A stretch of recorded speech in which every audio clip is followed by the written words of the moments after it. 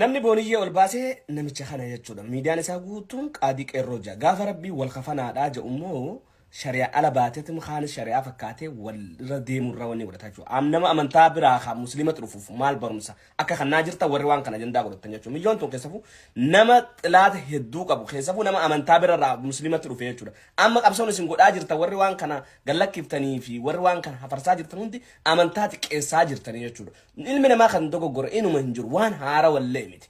Garuu awwaan akkanarraa dubbachuu illee hin jaaladhu. Milyoon tun garuu miyyoo haadha abbaa ofii murtee isinitti dhufte jechuudha sila akkamitti akkasi mattan oduwaan fadhallee ta'e akkana ta'uun hin qabu. Mucaan kun immoo qaallichi kun warruma kanaadaa kan aboo rabbiin akka hojii teetis yaa kafalu akka ati arra nama salphisattee gabbaafte kanatti salphina kee rabbiin nu agarsiisu. Aan dhugaan isinitti warra waan kanaaf arsitan please teekar firraa godhaa mucaa kanarratti duula banaa kana baa. Ajaa'ibuma dhugaa rabbi. Edaa dubbiin soba jenna dubbiin dhugaadha. Ashamaa akkam jirtu hordoftoota kabajamtoota chaanala kooti kan biyya keessa kan biyya alaa akka jirtanitti nageenyi isiniif haa baay'atu. Hordoftoota koo akkuma viidiyoo amma argaa jirtanii ibsaan ibsee jira. Namtichi viidiyoo boonii qullaa gadi baasee namticha amma argartan suuraa irratti agartan viidiyoo irratti hojjetee ibsaanii abbaa jaalalaa jechuudha. እና ምጨዮ ከና አነ ሶባ ጀዴ ተነን ቪዲዮ ላይ ሆጀቻ ቱሬ ቪዲዮ tokko jedheetin ture ganama galaksee ture jechuudha. እና maaliif irratti duulu maaliif fakkeessan jechuudha jedhee wanti kun soba jedhee ture garuu wantichi dhugaadha. Mucayyoo viidiyoon ba'uun dhugaadha. Namtichi sicitii ishee gadi baasee jira. Iccitii ishee himee jira. Wantoota hundumaayyuu gadi himee jira jechuudha namtichi. Dhugaa rabbii dubbachuudhaaf hedduu takka nama gaddisiisa. Maali ani shamara keenya kana baay'een taazzabe dhugaa rabbii jechuudha. Ani keessattuu immoo shamarra abbaa manaa qabdu. Abbaa manaa kiyya jettee kan yookiin immoo inni karraa qabdu. Seera guutuurraa qabdu. Akkamitti dhiira biraa janajjanti dhugaa rabbii hedduu takka si gaddisiisa jechuudha. Akkamitti ani miciyyoon kun amma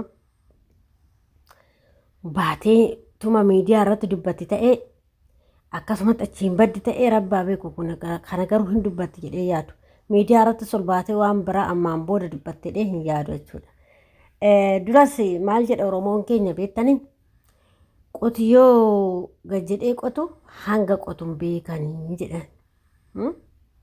Qotiyyoon gad jedhee qotu hanga qotuun beekan jedhan.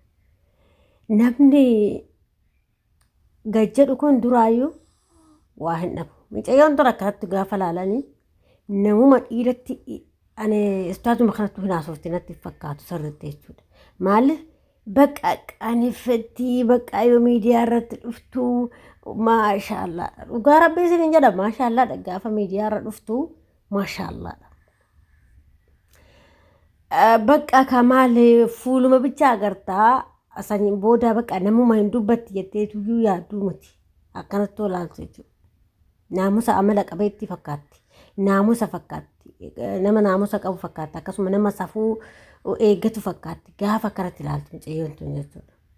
Anis shamara ishee shama. Garuu edaa keessanii wanti hojjetamu waan nama asxalla'u yookiin waan namatti hin tolle waan haasa'a namaa irrattis yookiin ija namaa irrattis hin tolle hojjetu. Keessattuu abbaa manaa qabaachaa. Abbaa manaa ofii qabaachaa dhiira biraa wajjin waan akkanaa haasa'u. Ani maaliif viidiyoo arge? Viidiyoo kaan agarre kan amma isaanii akkas kaan agarre viidiyoo immoo lama argee jira. Viidiyoo lama kan qullaa ishiin baatee dhungattu. Hin dhungatti fa'aa barre. Icceestee kan dhungattu jechuudha barre. Viidiyoo itti haasa'a. Yaa Rabbi yaa gooftaa. Maaluma likiskisumti kun akkana gugudhatu harakaan shamarran keenya oofu kun. Shamarri keenya harakaan ishiin gootu harakaa taamati dhugaa rabbi. Ani maalumaaf jara kanatti akkasitti duuluun jedhe hojii ishiitiif irratti duulan. Ani waan biraa miti istaazaa kanaaf fayyadda jettanii. Nalleen taasifamina istaazaa kanaaf fayyadda istaazaan kun waaf godhina.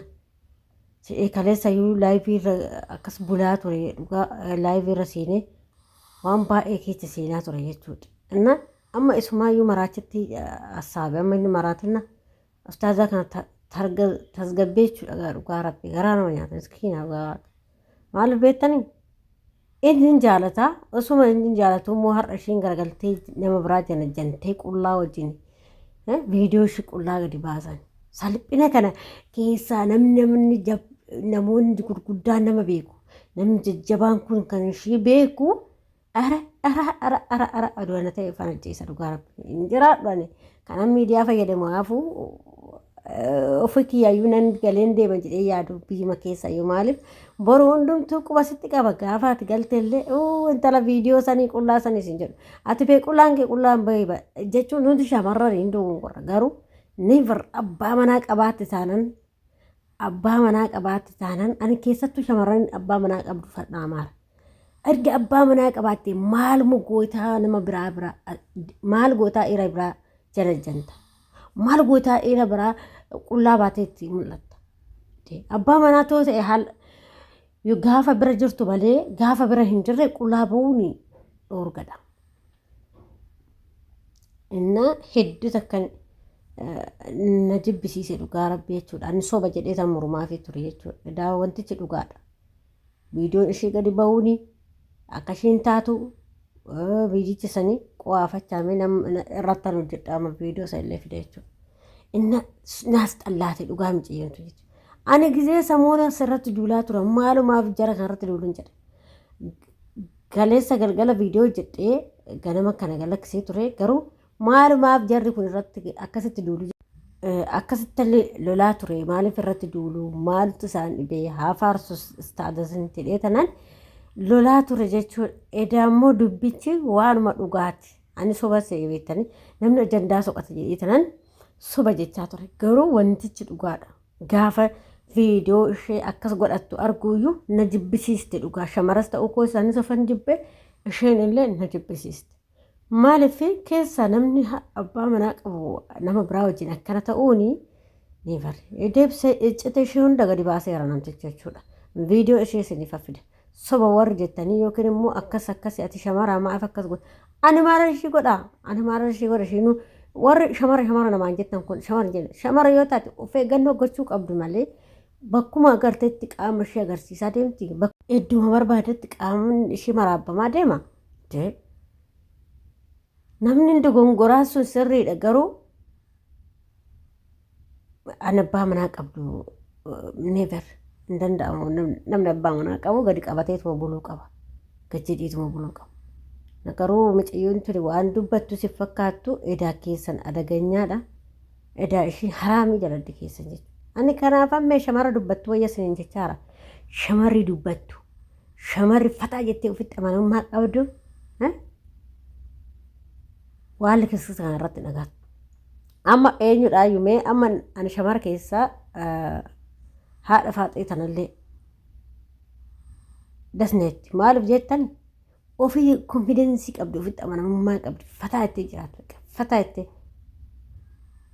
waan dubbattu illee akkamatti daaritti baasee dubbatti malee waan likiskisa akkasii kana olii gadi hin deemtu jechuudha maaliif ishiinuu hin heerumne jechuudha kan heerumne tunu kan dhirsa hin qabne tunu maaliif bakka konfidensii ofii eeggatti jechuudha maqaa ofii eeggatti jechuudha har'a immoo tuni namoonni mana diin kan ishii beeku har'a mucayyoon kun kan jeeggachiittee bultuu nama bultii keessa seeni taatee har'a immoo waan akkanaa yoo dalagdu an nama keessa deemti ta'ee dhugaa ammas miidiyaa irratti hin qaanofti wal baatee dubbatti ta'ee an hin beeku an inuma laalla kaamee walumaan laalla waan boonii hin taatu jechuudha istaaza maraachii ta'e dhugaa rabbi istaaza sun miskiina maraatti rabbi dhaan rabbi kaleetti akkasitti laayivii irra bule bakka maali sammuu isaan tuqamaa jira bakka maraachii ta'e rabbi istaaza kana biraatti fuudha boonii maraatteerti boonii qaaras miticha maraachii ta'e rabbi maaliif jaalalaa jedhee waan hin taane hin jiru dhugaa har'a mooshin kana yoo hojjettu sheemin nama qabadhu ay shamara ta'uu koo nuuf jibbe dhugaa na akkasii isiniin jedha obboloota koo wantichi dhuguma liqimsaa warra isiniif hin liqimfamne ani viidiyoo ishiitan arge waan ta'eef akkasii isiniin jedha waaqatu maqaa nu balleessinu waan goonu wallaalle ay shamara keenya kana sammuu akkamiin nu kenne laata?